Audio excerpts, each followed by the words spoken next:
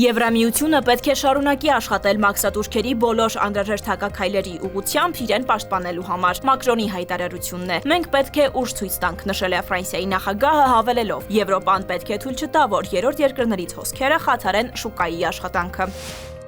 Թրամփի բանագնաց Սթիվ Ուիթկոֆը մեկնել է Ռուսաստան, հնարավոր է նրա հանդիպումը Ռուսաստանի նախագահ Վլադիմիր Պուտինի հետ։ Ամերիկյան լրատվամիջոցներն են հայտնել, ավելի ուշ արդեն Կրեմլի խոսնակը անձամբ հաստատել է Ուիթկոֆի այցը։ Սա կլինի Ուիթկոֆի եւ Պուտինի երրորդ հանդիպումն այն բանից հետո, երբ Թրամփը հանդես եկավ Ուկրաինայում կարգավորման նախաձեռնություններով։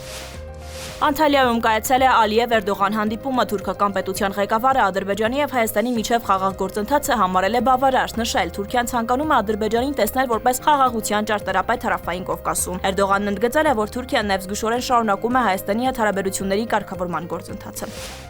Ադրբեջանում կայացած բանակցություններում Իսրայելն ու Թուրքիան չեն կարողացել համաձայնության գալ Սիրիայում լարվածությունը կանխելու հարցում, կան պետական հեռուստաալիքի դիտարկումն է։ Բանակցությունները, որոնց ընթացքում կողմերը փորձել են համաձայնության գալ Սիրիայում հակամարտությունը կանխելու մեխանիզմը ստեղծելու շուրջ, պետք է շարունակվեն հրեական Պեսախի տոնի ավարտից հետո։